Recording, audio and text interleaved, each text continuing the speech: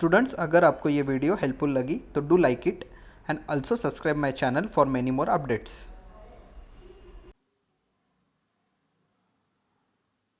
Okay, today's lecture we are going to continue with 8.2 exercise.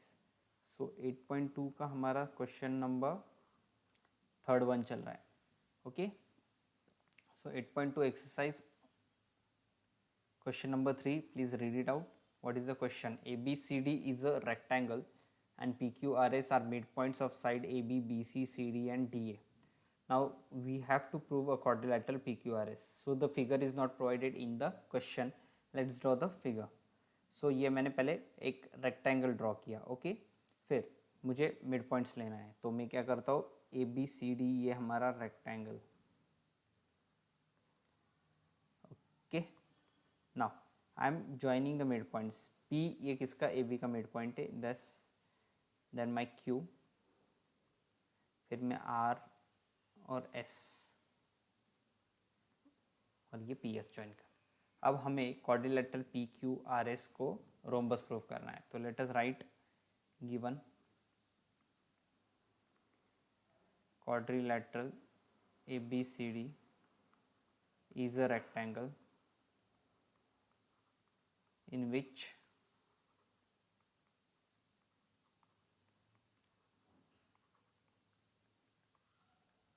P, Q, R and S are midpoints of sides AB, BC, CD and DA respectively. Now what we have to prove कि अंदर का जो figure है PQRS वो एक quadrilateral, so it is a rhombus. So अंदर का एक क्वाड्रिलेटरल को रोम्बस प्रूफ करना है. Okay, so we need to construct a figure that is BD. So construction,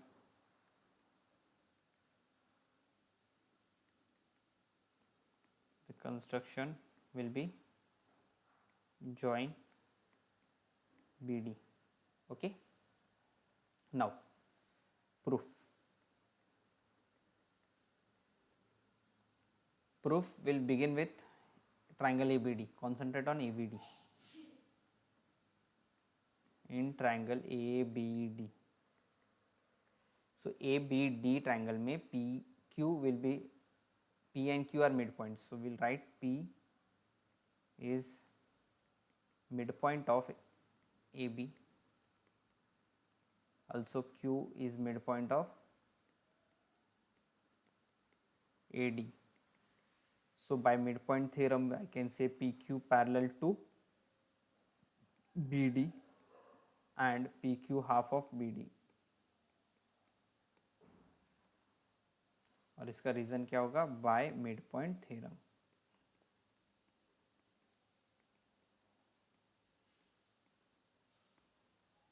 now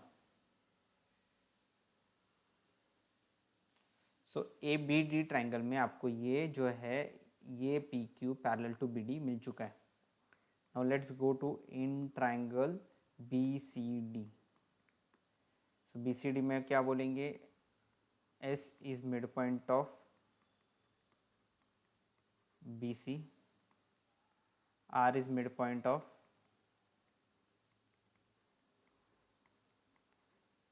DC. Therefore I'll get, अभी अगर हमारा S और R है तो SR किसको पैरेलल हो जाएगा, BD को. तो हम लोग इससे क्या बोलेंगे, SR parallel to BD by mid point theorem.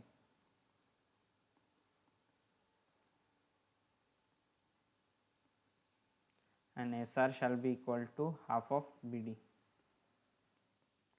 Okay, now let's name the equations.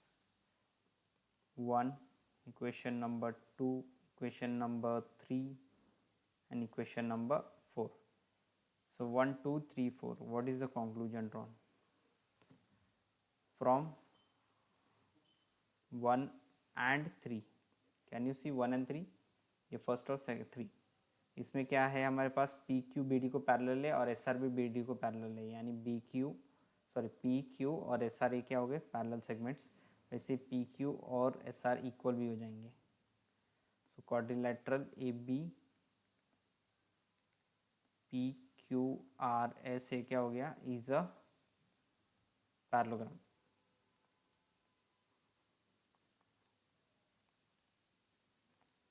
Okay, so यहाँ तक मुझे क्या प्रूफ हुआ, पी क्यू आर एस एक पैरेललोग्राम है। कैसे प्रूफ हुआ, using the mid point theorem. So if P Q R S is a parallelogram we have to prove as a rhombus. तो इसे रोम्बस बनाने के लिए कॉन्ग्रुएंट साइड्स बनाने पड़ेंगे। कौन से, P Q Q R R S और पी एस। सो एडजेसेंट साइड्स इक्वल होनी चाहिए, अपोजिट तो ऑलरेडी इक्वल है। तो हम लोग एक चीज़ लिख देते हैं यहाँ पे, P Q is equal to R S. Okay, and P S is equal to Q R, opposite sides of parallelogram.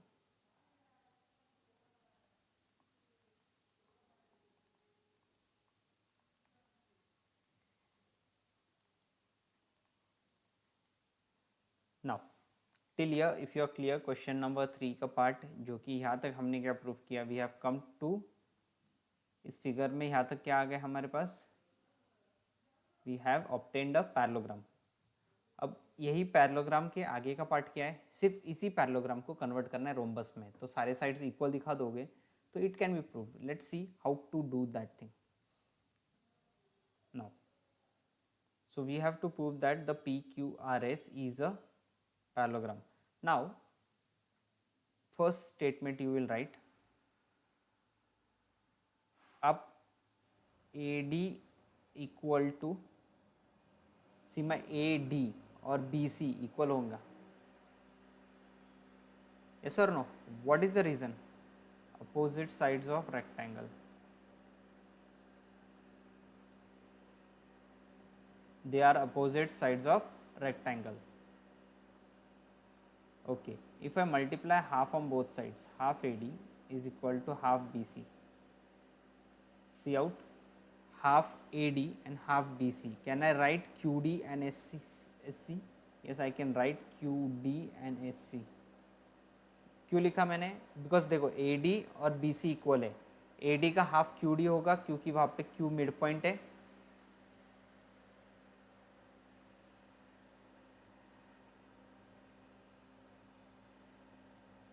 Let's make one correction in the figure.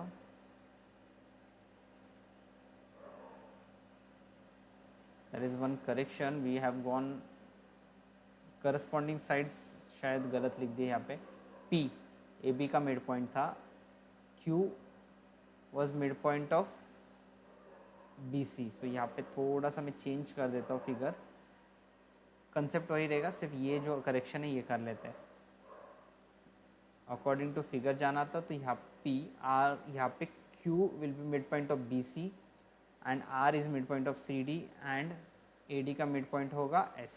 ये फिगर में चेंज होगा, तो यहाँ पे लिखते समय थोड़े से चेंजेस कर लेते हैं इफेक्टिवली, फिर से फिगर थ्रू जाते हैं। ओके, सो देखो P is mid point of, P किसका, AB का, Q is mid point of, so Q is mid point, Q नहीं लिखना पड़ेगा, यहाँ पे लिखना पड़ेगा R। So P is midpoint of AB and S is midpoint of AD. यहाँ पे S आएगा। Okay, henceforth we can write PS parallel to BD. This PS shall be parallel to BD. Okay, here itself it will make a change, PS।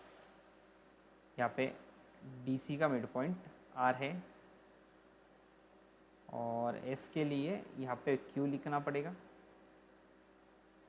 Finally यहाँ पे QR जो है parallel to BD आ जाएगा, तो let's write QR and here it's again QR। Okay, now statement number 1 and 3 से PQ so which two statements will be parallel? So my PS is parallel to BD, PS parallel to BD and QR parallel to BD। तो इससे मुझे मिल जाएगा PS parallel to QR and P S equal to Q R, वो एक change कर देते हैं हम। ओके, और फाइनली ये जो पैरिंग है यहाँ पे P Q is equal to R S and P S is equal to Q R. So P S is, यहाँ पे कोई इफेक्ट नहीं है।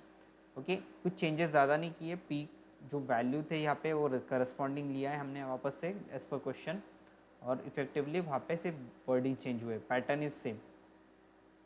Okay, now let's write the thing AD is equal to BC. Okay, AD is equal to BC, तो half of AD will be SD and QC. so यहाँ पे SD and QC लिखना पड़ेगा, SD is equal to QC. okay, ये given है, ये दोनों equal हो गया. okay, now DR is equal to RC we can say. so let's go to triangle. I am going in triangle SDR and triangle QRC. Can you see the base? ये वाला एक triangle और ये वाला एक triangle QRC.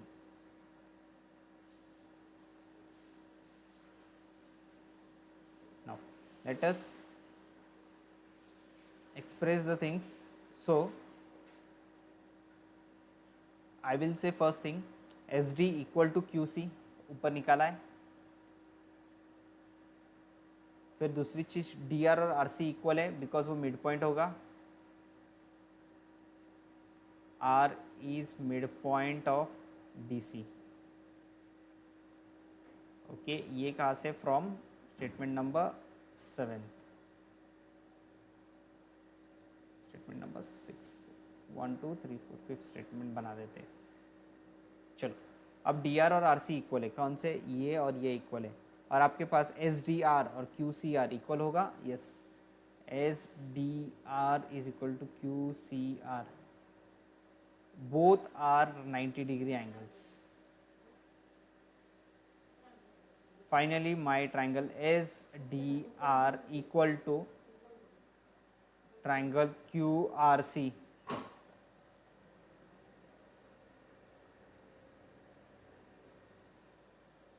Finally SDR is equal to QRC. What is that help out कि मुझे SDR equal to QRC मिला. यानी मैं ऐसे बोल सकता हूँ SR, और ये जो यहाँ पे रेड पेन से लिखता हूँ, ये जो सेगमेंट आया है ये इसको इक्वल हो जाएगा CPCT से, और एडजेसेंट साइड्स क्या हो गए? Equal. So let us write SR is equal to QC as पर CPCT. Okay, so if I talk in quadrilateral PQRS, what I'll say,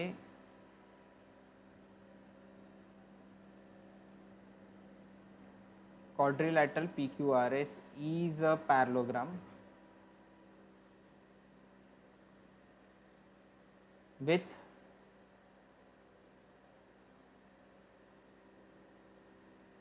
all sides equal. Therefore I could say PQRS जो है वो क्या है? is a rhombus. so ये rhombus कैसे हो गया? अब ये parallelogram with all sides equal के लिए हम लोग एक सिंपल स्टेटमेंट यहाँ पे बना देते हैं. SR is equal to QC. Okay, SR और QC इक्वल है, और आपने SR और PQ इक्वल है. so you will say you know SR और QC इक्वल है. again you will write PQ is equal to, let's name the number, you can put a number. So let us say this is my statement number 6th and statement number 7th. so from 8th, so from my 7th statement, 8th statement and 6th statement, what we can conclude, all the four sides will be equal. Which four sides? PQ, QR, RS and PS. ये चारों sides क्या होगी? Equal. अभी एक parallelogram मिला है जहाँ पे सारे साइड्स इक्वल है. तो प्रॉपर्टी के according to we have learn the definition of rhombus. If a parallelogram with all sides equal is said to be a rhombus. So please note it down now. Let's revise it once. चलो, given thing क्या था?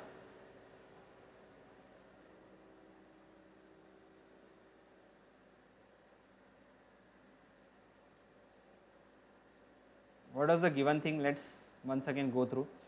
Simple, A B C D ये क्या है, rectangle. P Q R S ये mid points है. तो if I talk about my point P, वो ए बी का मिड पॉइंट है. तो P is mid point of A B, S is mid point of A D. अगर ये P S join हो रहा है और बी डी को पैरेलल मिलेगा, property of mid point. So P S parallel to B D, P S is equal to half of B D. वैसे ही similarly Q R will be parallel to B D and half of B D. अब commonly दोनों में B D आ गया, इसलिए हम लोग दो स्टेटमेंट्स फॉर्म करते हैं, P S parallel to Q R and P S is equal to Q R. P S parallel to QR and PS equal to QR. You know, one pair of side is equal and parallel, then we say it is a parallelogram. So PQRS ये क्या हो गया, parallelogram. अगर parallelogram हो गया तो हम लोग बोलेंगे ये दो सेगमेंट्स PQ और SR इक्वल हो गए और PS और QR भी इक्वल होंगे. फिर हम लोग ये ट्राइंगल और ये ट्राइंगल अगले शीट पे क्या किया, एस आर डी और क्यू सी आर क्या प्रूफ किया, congruent. Using this S D equal to Q C. फिर हमने D R is equal to R C proof किया. ये दोनों 90-90 प्रूफ किया. विच टू आर 90, ये 90-90. रेक्टेंगल है इसलिए इच 90 होगा. ओके, तो बोथ द ट्राइंगल्स क्या हो गए, congruent. By which test, they are congruent here by S A S test. Okay, so S R is equal to Q C. अब मेरे पास एस आर और क्यू सी इक्वल आया है, यानी मेरा जो ये वाला सेगमेंट है. और अब पहले मैंने आपको प्रूफ करके दिया पी एस और क्यू आर इक्वल है, फिर एस आर और क्यू आर भी इक्वल है, यानी 1 equal to 2 and 3 is equal to 2, then 1 2 3 and 4 will be equal. यानी P S, S R, Q R और पी क्यू ये चारों सेगमेंट्स इक्वल होंगे. अगर ये चारों इक्वल है तो ये जो पैरेललोग्राम बना हुआ था ये क्या बन जाएगा, rhombus. So that is what last we have written, parallelogram with all sides equal, it will be rhombus. So please note it down. All of you note down this page too, okay? Second page.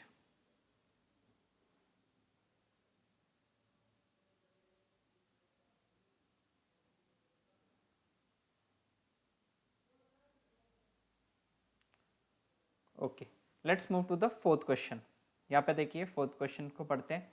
A B C D एक trapezium है, A B parallel to D C. So A B is parallel to D C, यानी दो trapezium में हमेशा एक pair parallel होता है. B D is diagonal. So B D diagonal है, E is the mid point of A D. Let's mark it, E is a mid point, यानी ये इसको इक्वल है ऐसा दिया है. And a line is drawn through E parallel to A B intersecting B C at F. यहाँ पे ये जो लाइन ड्रॉ की है ये पैरेलल टू ए बी है. Show that F is the mid point of B C. What is F, mid point of B C. यानी आपको ये प्रूव करना है C F is equal to B F. Given things, A B C D एक trapezium है,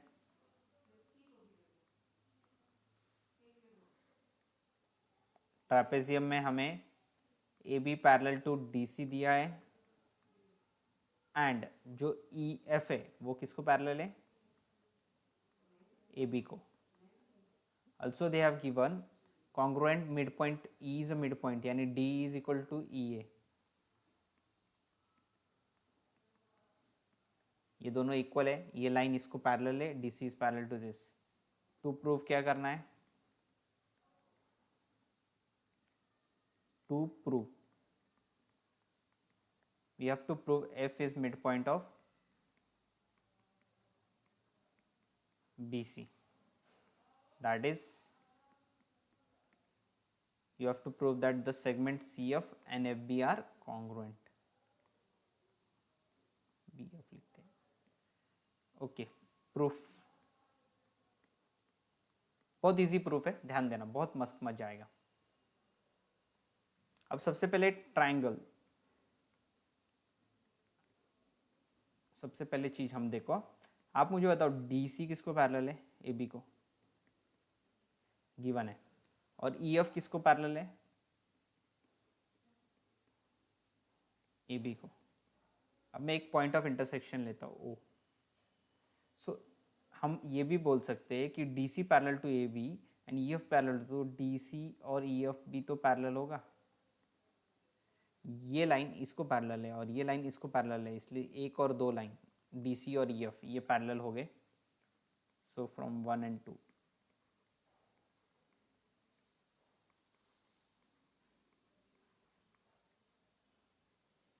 now my DC segment and EF are parallel. Now if I go in triangle ABD, look out my pointer, I'll just explain from the figure first. ABD, तो ABD में EF AB को parallel है, construction में दिया है देखो, EF parallel to AB। अगर ये लाइन इससे पैरेलल है तो ये इतनी सी भी लाइन इसको पैरेलल होगी। तो एक मिड पॉइंट और एक पैरेलल लाइन है, तो कॉन्वर्स ऑफ मिड पॉइंट से मुझे OD OB को इक्वल मिलेगा। क्या मिलेगा? OD equal to OB। Okay, so ये चीज हमें लिखना है। Let's write it. So I will write the given thing, E is mid point of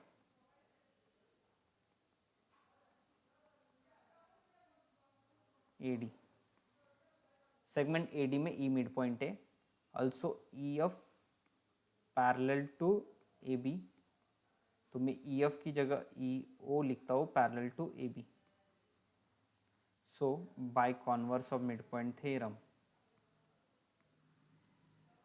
bye converse of mid point theorem,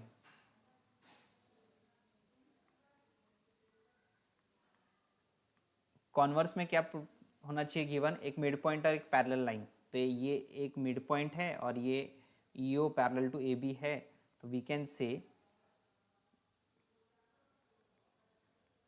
point O is mid point of BD, यानी हमारे पास OD और OB equal मिलेगा। yes or no? So now what is proved? It's proved that this is equal to this. Now you have got OD equal to OB. Now let's go to triangle. अब triangle change करेंगे, BCD में जाएंगे। BCD में ऐसे दो चीजें देखो, एक मिड पॉइंट और एक line parallel.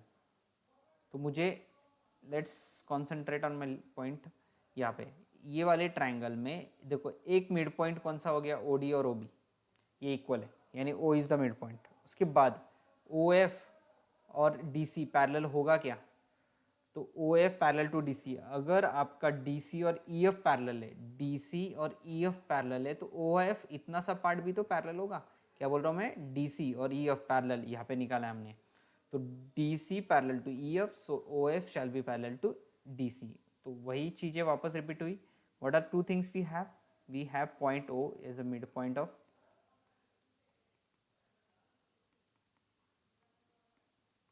BD, and point O is the midpoint. Also we can say what?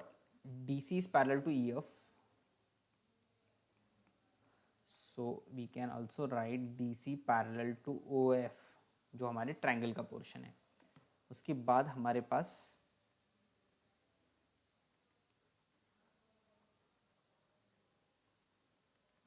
so you have got one midpoint and one parallel line. So अगर given thing में एक midpoint और एक parallel line है, तो by converse of midpoint theorem,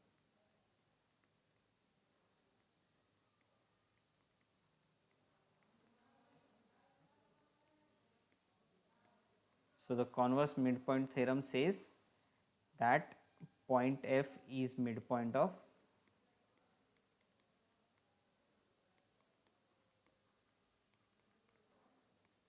BC, that is CF segment shall be equal to BF. Okay, so this is what the question number 4th। बहुत easy है, इसमें फ्लो बहुत सिंपल था। एक बार वापस रिपीट कर लेते हैं।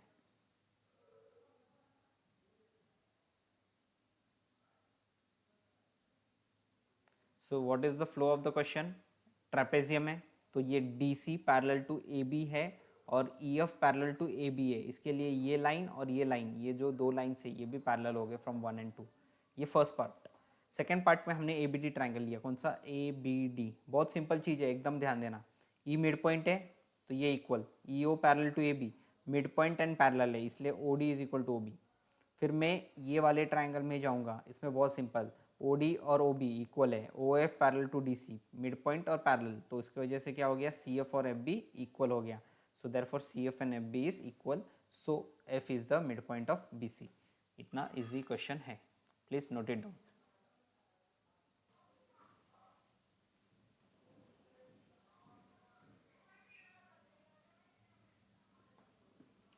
In a parallelogram ABCD, let's go for the fifth question. Parallelogram ABCD, E and F are the midpoints. यहाँ पे E and F midpoints है, यानी ये इसको इक्वल है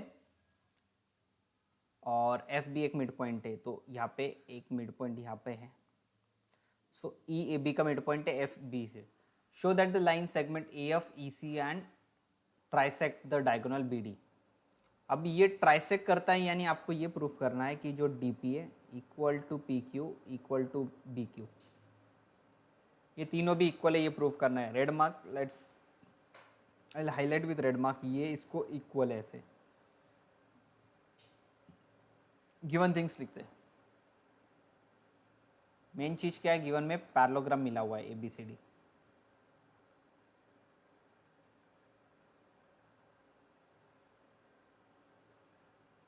Okay, second thing, E and F are midpoints of sides AB and CD respectively.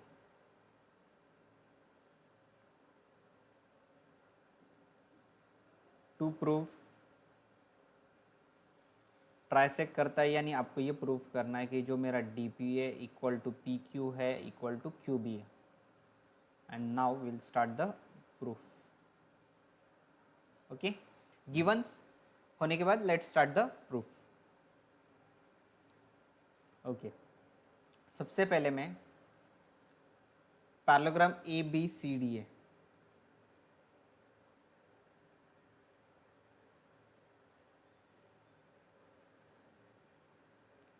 So I will write one thing, फटाफट से आप लोग ध्यान दो। चलो, सबसे पहले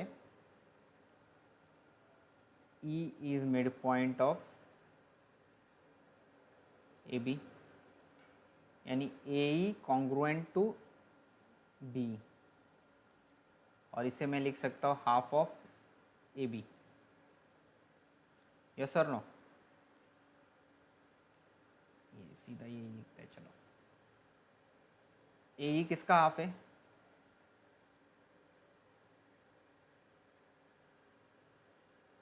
Okay, in other simple way, I'll just start with.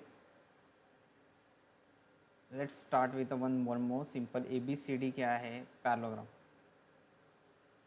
It's a parallelogram. So in my figure ABCD, I am getting AB and CD congruent. So let's write AB congruent to CD. और इसका reason क्या होगा? Reason opposite sides of parallelogram.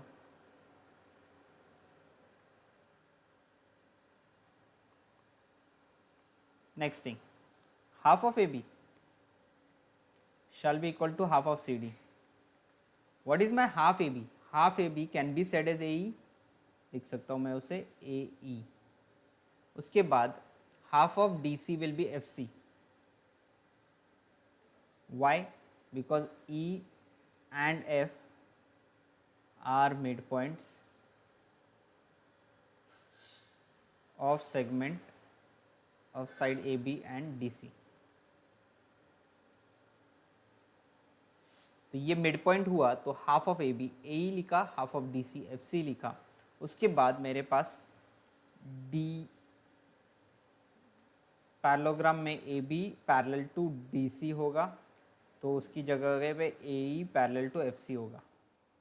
मतलब मैंने पहली चीज AB equal to DC half कर दिया, तो AE is equal to FC, मतलब AE FC को इक्वल हो गया। फिर AB पैरेलल टू CD, तो FC will be parallel to AE। समझ में आया कि ये सभी को? ठीक है, अब ये जो स्टेटमेंट है which one from A is equal to F C and A is parallel to F C,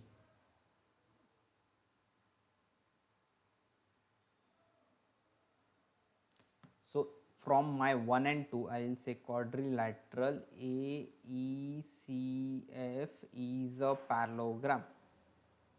Why it's a parallelogram? Because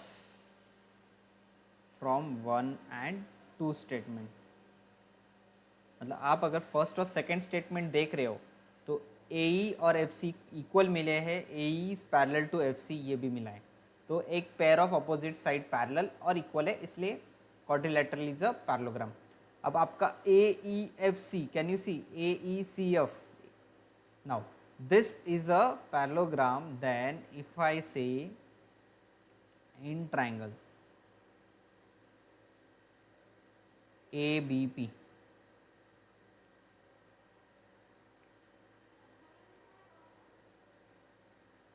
okay एक चीज़ ये लिख दो आप लोग, CE जो है वो पैरेलल टू AF है. ओके क्या ये CE पैरेलल टू EF होगा? Yes, because figure is a parallelogram. Now let's go in the two major triangles. In triangle ABP, is my triangle ABP highlighted, look here, ABP में ये EC parallel to AE इधर मिला है यहाँ पे, तो ये जो लाइन है इससे पैरेलल है, तो ये छोटी लाइन इसको भी पैरेलल होगी. तो आप लोग फिर से मिड पॉइंट थ्योरम का यूज़ करोगे. What you will say, EQ parallel to AP. अगर ये पूरी लाइन पैरेलल है तो छोटी वाली लाइन भी पैरेलल होगी, तो एक EQ parallel to AP, so I will write and point E is midpoint of AB.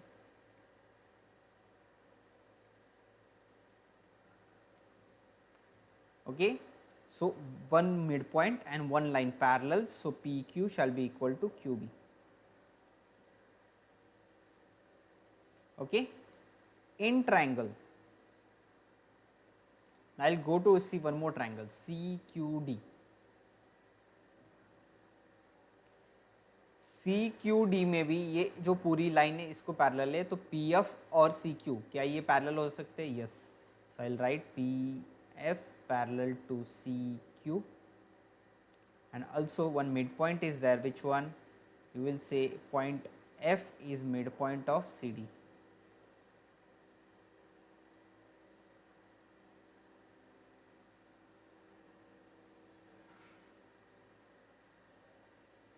मतलब आपको फिर से मिड पॉइंट थ्योरम का एप्लीकेशन करने को मिलेगा.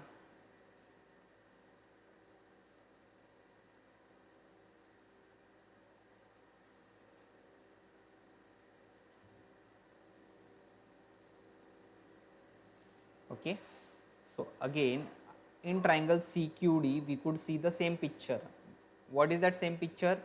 F midpoint है और PF पैरेलल टू CQ, एक पैरेलल लाइन और एक मिड पॉइंट. इससे हमें फिर से DP is equal to PQ लिखते आएगा. You can write DP equal to PQ by converse of mid point theorem.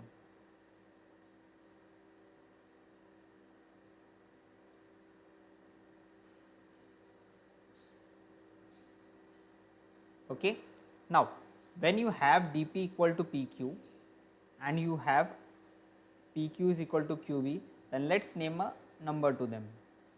So let's say this is equation number 3 and equation number 4. So finally if you see the 3 and 4th equation, PQ equal to QB and DP is equal to PQ, so from 3 and 4 we will have what? DP, PQ and QB equal. So the question is simple, just the flow of question will be lengthy. बस आपको steps recall करके देता हूँ. ABCD parallelogram होगा. Okay अगर ये parallelogram है तो आपके लिए सबसे पहले हिंट क्या दिए? E और F मिड पॉइंट से, तो ये मिड पॉइंट, ये mid point.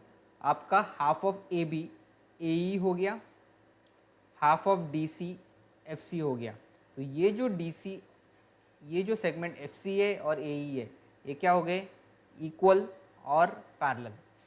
So AE is equal to FC and AE is parallel to FC. So what I have got finally, quadrilateral AECF is a parallelogram. See here, AECF ये parallelogram ऐसा मिला है। अब इस parallelogram में ये hint हो गया कि AF is parallel to CE, ये जो सेगमेंट है इस लाइन को पैरेलल है। अगर ये पूरा इसको पैरेलल है तो यहाँ पे मुझे AP और EQ parallel, AE is equal to EB, henceforth in triangle this Q is midpoint of PB, यानी हमारे पास PQ और QB ये क्या हो गया, इक्वल। फिर हम लोग कौन से ट्राइंगल में गए, QCD, look here, so you will get DF is midpoint of DC and EP is equal parallel to CQ, यानी एक midpoint एक parallel line, तो DP और PQ क्या हो गया, equal. So this DP, PQ and QB ये तीनों क्या हो गए, equal from statement number 3 and statement number 4. So this is what the whole question. Please note it down.